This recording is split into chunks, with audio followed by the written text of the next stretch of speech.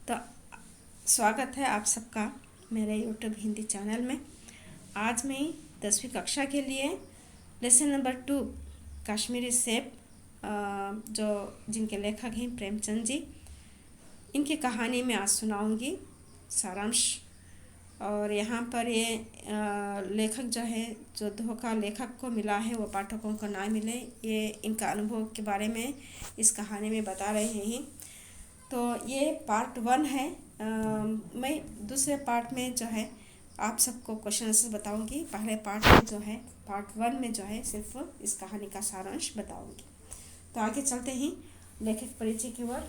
लेखक परिचय में प्रेमचंद जी का जन्म जो है 31 जुलाई 1880 को वाराणसी के पास लम्ही नामक गांव में हुआ था।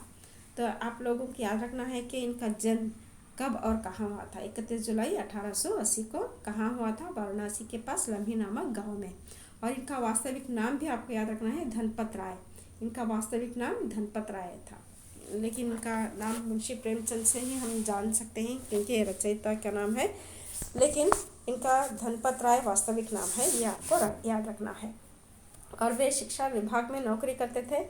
बचपन में ही प्रेमचंद मातृ प्रेम से वंचित है ना। इसका मतलब होता है कि बचपन में इनकी माता चल बसी थी और माँ के ममता से, माँ के प्रेम से वे वंचित रहे थे। उनकी ममता नहीं मिली थी, इसलिए वे वंचित रहे। तो इनका जीवन गरीबी में ही गुजरा और ये मैट्रिक तक ही पढ़ पाए थे।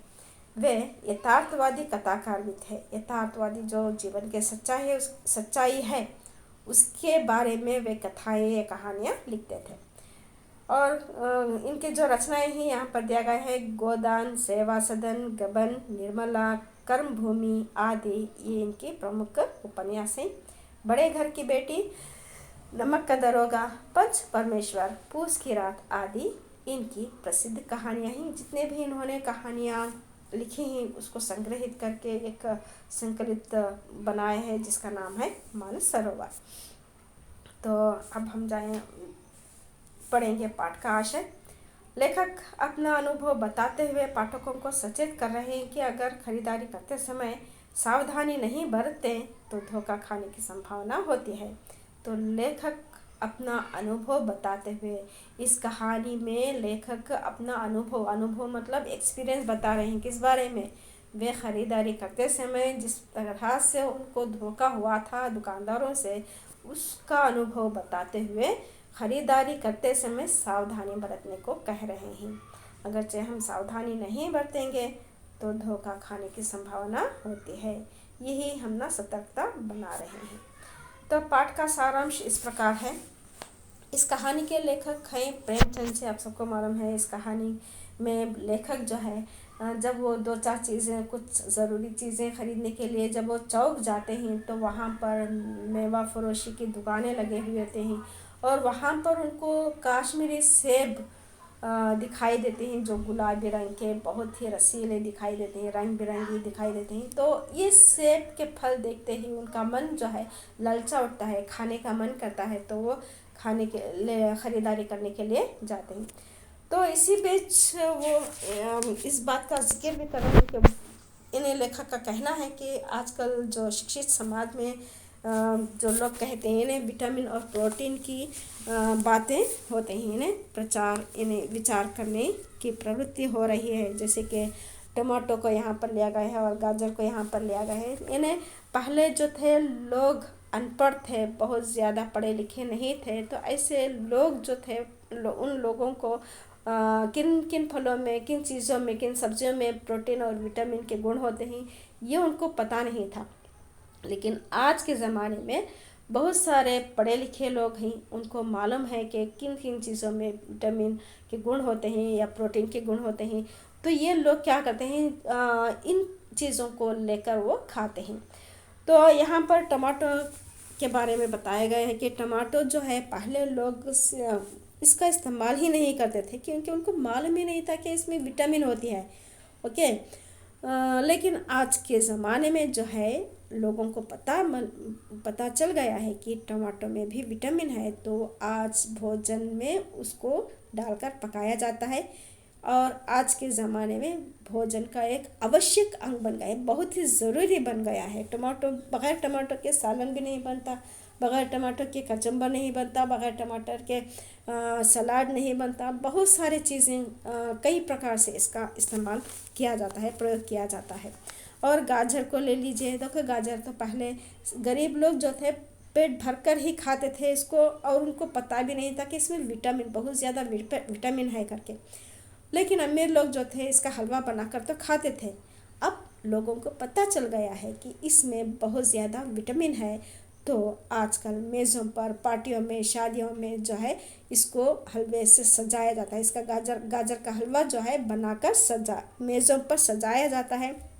और इसका सिर्फ हलवा ही नहीं, इसका जूस बनाया जाता है, इसको सलाद बनाया जाता है, बहुत सारे प्रकार से इसका सेवन किया जाता है। तो आजकल गाजर को भी बहुत ज़्यादा स्थान मिलने लगा है। तो अब सेब की बात करेंगे तो हर रोज़ एक सेब खाने से डॉक्टरों की ज़रूरत नहीं होती, नहीं डॉक्टर के पास जाने की ज़रूरत नहीं होती है। ये तो कहावत ही बन गई है ना। देखिए, अगर डॉक्टर से बचने के लिए हम लोग क्या करते हैं, नीम कौड़ी तक को खाने के लिए तैयार हो जाते हैं। ओके, नीम कौड़ी का मतलब होता है नीम का फल। नीम का फल भी, यानी नीम के पत्तों में भी, नीम के फल में, नीम के जो काड़ी है उसमें, नीम का जो छाल है, पेड़ का जो छाल है, सब गुणकारी होता है। तो इसका हम सेवन करते हैं हर प्रकार से। तो बीमारी से बचने के लिए, डॉक्टरों से बचने के लिए हम क्या करते हैं, नीम के पत्तों का इस्तेमाल करते हैं, नीम के कड्डी का यानी नीम की काड़ी का इस्तेमाल करते हैं, या नीम के फलों का भी हम इस्तेमाल करते हैं। देखिए, बहुत सारे लोग जो हैं, जिसको भी चिकन पॉक्स आता है, जिसको हम अम्मा आ गई है ऐसा कहकर बुलाते थे, उसका प्रयोग करते थे। तो उस ज़माने में लोग क्या करते थे, नीम के पत्तों के बहुत सारे पत्ते लाकर अपने दहलीज के ऊपर टंगाया करते थे। फिर पत्तों को पीस कर उस रोगी को, जिसको अम्मा आ गई है, उसको पीस कर लगाया जाता था, लेप उसको लगाया जाता था, ताकि रोग जल्द से जल्द ख़त्म हो सके। तो इस प्रकार क्या है, रोगों से बचने के लिए, डॉक्टरों के पास जाने से बचने के लिए नीम कौड़ी तक खाने को हम तैयार हो जाते हैं। तो बात आती है अब सेब और आम की। देखो, फलों का राजा आप सबको मालूम है क्या है, फलों का राजा है आम। क्योंकि फलों का राजा आम जो है ये बहुत ही स्वादिष्ट होता है, बहुत ही रसीला होता है ना। सभी इसको खाने के लिए पसंद करते हैं, है कि नहीं। तो सेब भी अपनी जगह है, सेब भी कम नहीं है मज़े में, इसका स्वाद में सेब भी आम से कम नहीं है। और इसमें स्वाद के साथ साथ ये गुणवादी भी है, गुणवान भी है। क्योंकि ये कहा है कि रोज़ सेब खाने से डॉक्टर के पास जाने की ज़रूरत नहीं होती है। तो ये सेब जो है खाने के साथ साथ, स्वाद के साथ साथ ये गुण भी है इसमें, इसीलिए आम और सेब जो है बहुत ही स्वादिष्ट हैं, और ये दोनों सेहत के लिए अच्छे हैं। ओके, तो इतना कहने के बाद, ये विटामिन प्रोटीन के बारे में कहने के बाद, यहाँ अब दुकानदार के पास, यानी लेखक जो है दुकानदार के पास जाते हैं। मज़ेदार सेब लेने की इच्छा होती है तो वे कश्मीरी सेब लेने के लिए दुकानदार के पास जाते हैं, और अपना रुमाल, यानी आधा शेर मोल भाव करके आधा शेर सेब लेने के लिए तैयार हो जाते हैं, और अपना रुमाल है ना दुकानदार के पास दे देते हैं। और रुमाल देने के बाद जब वे सेब लाकर अपने घर में रख देते हैं, उस वक्त जो है सायंकाल का समय हो जाता है, यानी शाम का समय होता है। तो वो समझते हैं कि रात का समय तो सेब का खाने का वक्त नहीं होता, प्रातःकाल इसको खाया जाए। तो उन्होंने जब सुबह उठकर देखा तो इन्हें प्रातःकाल, इन्हें सुबह के वक्त जब वो लिफाफे में से जब वे सेब को निकालते हैं नाश्ता करने के लिए, तो एक सेब जो था वो, उसका छिलका जो था गल गया था, और दूसरा निकाला तो वो आधा सड़ा हुआ था। फिर बाकी दो सेब, यानी तीसरा जो था वो सड़ा हुआ तो नहीं था, मगर एक तरफ से दबकर यानी बिल्कुल पिचक गया था। और चौथा देखा तो वो बेदाग था मगर उसमें ये काला सुराख था, जैसे अक्सर बेरों में भी किया होता है। काटा तो भीतर वैसे ही धब्बे और जैसे बेर में होते हैं। तो इस प्रकार के हुआ। उनके साथ इनको जो 4 फल थे वो 4 फल भी खाने के लायक नहीं थे। तो चारों के 4 फल भी है ना खराब निकले थे। तो ये देखकर मुंशी प्रेमचंद को बहुत ही अफसोस होता है और दुकानदार पर बहुत ही गुस्सा भी होता है। तो अगरचे एक फल होता तो वो समझते थे कि जानबूझकर मतलब दुकानदार ने गलती से ये डाल दिया होगा, लेकिन जब 4 फल भी सड़े हुए निकले, एक फल भी खाने के लायक नहीं था, तो अब लेखक को समझ में आ गया कि दुकानदार ने जानबूझकर उनसे धोखाबाजी का व्यवहार किया है। ओके, तो वे क्षमा करने के लायक नहीं था। लेखक उसको क्षमा भी करने के लायक नहीं थे, क्योंकि वे बहुत ही गुस्से में थे, क्योंकि चारों फल भी खराब हो चुके थे। तो लेखक बताते हैं कि पहले का समय ऐसा नहीं था। देखिए, पहले जो था, इन्हें जिस तरह से उनके साथ धोखा हुआ था, वो एक प्रकार से अपने आप को भी इन्हें गलत मानते हैं, क्योंकि उन्होंने आंख मूंद कर इन्हें दुकानदार के पर विश्वास करते हुए कि वो अच्छे फल देगा। ओके, तो ये विश्वास के साथ, उस भरोसे के साथ उन्होंने क्या किया था, दुकानदार को अपना रुमाल उसके पास दिया था, ताकि वो है ना अच्छे फल दे सके। लेकिन दुकानदार कब धोखा देता है, उसको मालूम हो जाता है, वो भांप लेता है। कोई भी ख़रीदार उसके पास जाता है कि वो भांप लेता है ना, उसको पता चल जाता है कि ये किस प्रकार का आदमी है। ओके, तो वो इतना सोच लेता है कि ये महाशय तो अपनी आँखों से काम करने वाला नहीं है, और लेने के बाद या ख़रीदने के बाद फिर वापस नहीं लौटाएगा, ये उसको मालूम हो जाता है। तभी वो बेईमानी करता है, और बेईमानी का अवसर तभी मिलता है तब हम सावधानी से ख़रीद नहीं पाते हैं। ओके, तो यहाँ पर लेखक का कहना है, पढ़े लिखे बाबू, इन्हें दुकानदार ही नहीं सिर्फ बल्कि पढ़े लिखे बाबू जो ऑफिसर्स होते हैं उनको कहा जाता है बाबू, और जो कर्मचारी होते हैं जो ऑफिस में काम करते हैं, जो म्यूनिसिपैलिटी में जो काम करते हैं, कचहरी में काम करते हैं, कॉरपोरेशंस में काम करते हैं, ऐसे कर्मचारियों पर अगर चले जाएंगे तो ये भी धोखा देते हैं। आपकी ऐसी दुर्गति होगी कि आप बड़ी से बड़ी हानि उठाकर भी उधर ना जाएंगे। तो इस प्रकार से सिर्फ दुकानदार ही नहीं बल्कि कर्मचारियां जो म्यूनिसिपैलिटी में और बहुत जगह पर जो ऑफिसों में, जो कचहरियों में जो काम करते हैं, ऐसे लोग भी बहुत धोखा देते हैं।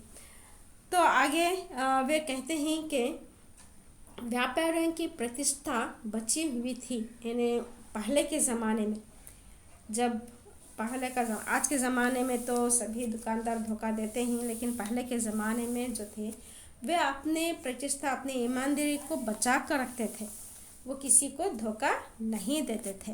ओके, तो एक बार इनके साथ एक इंसिडेंट होता है, जैसे कि उन्होंने जब एक बार मुहर्रम के मेले में जब दुकानदार से एक पैसे की रेवड़ी ली थी और पैसे की जगह अठन्नी दे दिया था। इन्हें एक पैसे की जगह, इन्हें जब वे रबड़ी लेकर जब वो पैसे देते हैं तो उसने पैसे की जगह अठन्नी दे आए थे। अठन्नी एक पैसे की, एक पैसे की रबड़ी थी, लेकिन एक पैसे की जगह लेखक ने क्या किया था, 50 पैसे देकर आए थे। तो उस समय वो 50 पैसे वे भूल कर आ गए थे। जब वो घर पर आकर देखते हैं कि उनके पास वो बचा हुआ पैसा वो नहीं देते, तो फिर घर में आने के बाद में उनको ख्याल आता है। फिर वो जब उसी दुकान पर जाते हैं और जाने के बाद में दुकानदार को पूछते हैं, दुकानदार ने उनसे क्षमा मांगते हुए बाकी के जो पैसे थे वो भी लौटा देता है। तो इस तरह से वे कहना चाहते हैं कि पहले के जो व्यापारी जो थे वे अपनी प्रतिष्ठा को बचाए हुए थे, यानी वो ईमानदार थे, किसी का पैसा या किसी को धोखा नहीं देते थे, चाहे पैसे में हो या चाहे फलों में खरीदारी करने में हो।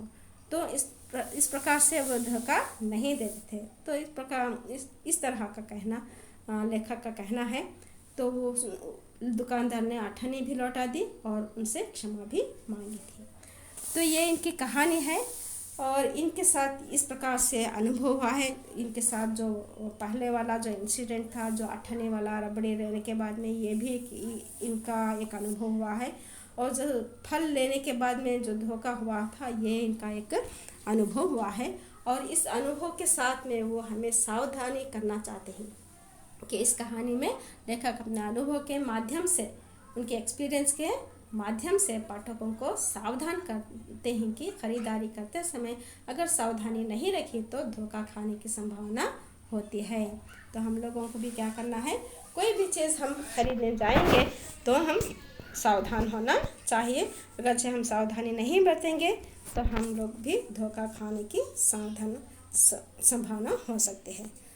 तो आप सबको समझ में आ गया होगा। तो धन्यवाद आप सबका। मिलते हैं अगले वीडियो में।